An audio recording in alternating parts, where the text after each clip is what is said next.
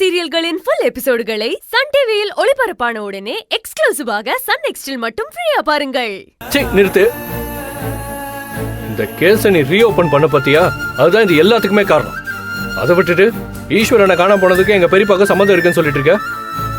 என்ன அந்த சிவசங்கர் எங்க பெரியப்பா பழி வாங்கதான் எப்படி எல்லாம் பண்ணிட்டு இருக்காடா?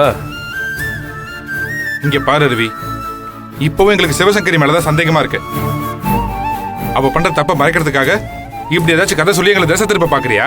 மாமா போதும். இந்த விஷயத்துல கூட என்ன நீங்க சந்தேகப்படுறீங்களா? ஈஸ்வர் மாமா மேல எனக்கும் தான் அக்கறை இருக்கு.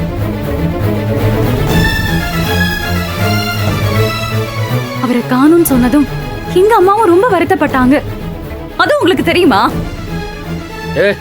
நீ திரும்ப திரும்ப சொன்னதே சொன்னா உடனே நாங்க நம்பிடணுமா? ஆடு நனைதேன்னு ஓனாயி ஓன ஒப்பாரி வச்சுதான். அப்படி இருக்கு இவ சொல்றதெல்லாம். இது பாருங்க அண்ணி, வேண்டாம். நான் எந்த விஷயத்திலயும் பொய் சொல்ல மாட்டேன். முக்கியமா ஈஸ்வர் மாமா விஷயத்துல கண்டிப்பா பொய் சொல்ல மாட்டேன். நான் சொல்றதை தயவு செஞ்சு யாரும் அலட்சியப்படுத்தாதீங்க. கண்டிப்பா நாராயணமூர்த்திக்கும் ஈஸ்வர் மாமா காணாம போனதுக்கும் சம்பந்தம் இருக்கு.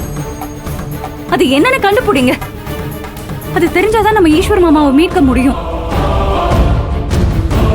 அருவி, எங்க அண்ணனை எப்படி மீட்கணும்னு எங்களுக்கு தெரியும். நீ என்ன சொல்ல நினைச்சா அதை சொல்லிட்டல. முதல்ல இங்க கிளம்பு கிளம்புன்னு. அண்ணா, ஈஸ்வரன் அண்ணா எப்படி மீட்கிறதுன்னு தெரியும்னு சொல்றீங்களே தவிர உங்களால அவரை கண்டுபிடிக்க முடியல. அதானே உண்மை. அப்புறம் எதுக்குண்ணா இப்படி அடம் பிடிக்கிறீங்க? அறிவே, நீ சொல்றத கொஞ்சமாவது கேளுங்க. ஏய் என்னடா நீ சும்மா இருக்கியா? யாரு சொல்றத கேட்கணும் கேட்க கூடாதுன்னு எங்களுக்கு தெரியும். அவ பாட்டு உங்க அப்பாவை தப்பா சொல்லிட்டு இருக்கா. அதை கேட்டு நீ சும்மா இருக்க?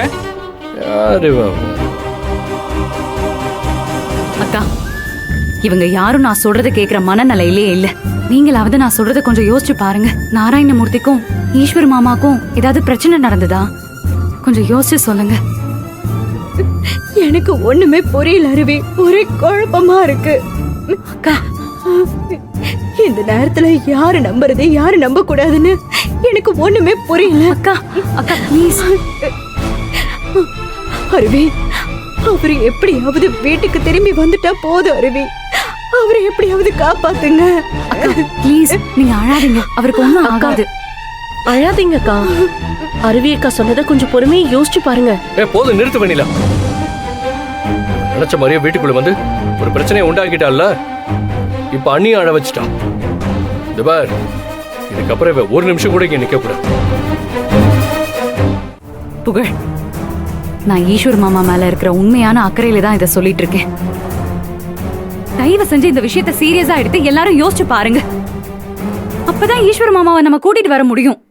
அனிலா, முதல்ல அவளை வெளியே போக சொல்லு. இல்லைன்னா எனக்கு கெட்ட கோவம் வந்துடும் சொல்லிட்டேன். அக்கா, நான் நம்புறேன்க்கா. இங்க நீங்க என்ன சொன்னாலும் ஒத்துக்க மாட்டாங்க. ஆனா நீங்க சொல்றது உண்மையா இருக்கலாம். நம்ம என்னன்னு பாக்கலாம்க்கா. இப்போதைக்கு நீங்க கிளம்புங்க. நீங்க சொன்ன இந்த பிளான்ல கண்டிப்பா மாட்ட வேண்டியவங்க மாட்டதான் போறாங்க. அப்ப தெரியும் எல்லாருக்கும்.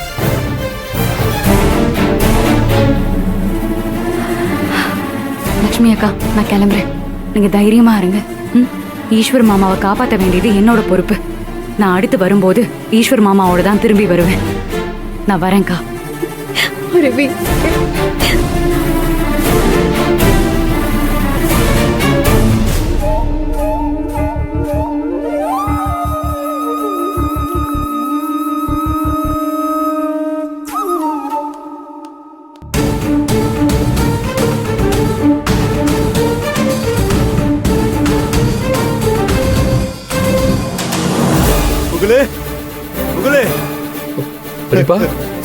என்னாச்சு? சொல்லு செண்பகம். புகழ், இப்பதான் எங்களுக்கு விஷயமே தெரிஞ்சது. ஈஸ்வரி எங்க போனானே தெரியலையாமே. ஏதாவது தகவல் கிடைச்சதாப்பா? உண்மைதான் பெரியமா. அண்ணன் எங்கேயோ வெளியே போறேன்னு சொல்லிட்டு போயிருக்காரு. ஆனா இது வரைக்கும் வீட்டுக்கு வரல. அதான் கொஞ்சம் எல்லாருமே பதட்டமா இருக்கும். கடவுளே, என்னவோ. என்னப்பா இது? நம்ம குடும்பத்துக்கு பிரச்சனை மேல பிரச்சனையா வந்துகிட்டே இருக்குதே. புகழு, அப்புறம் ஒரு முக்கியமான விஷயம்ப்பா. அந்த சிவசங்கரி டைரக்டா என் வீட்டுக்கு வந்து துப்பாக்கியை காட்டி மிரட்டினாப்பா. இந்நேரம் அவ என்ன சுட்டு கொலை பண்ணிருப்பாப்பா. நல்ல வேலை செண்பகம் தான் வந்து என்னை காப்பாத்திட்டா புகழு.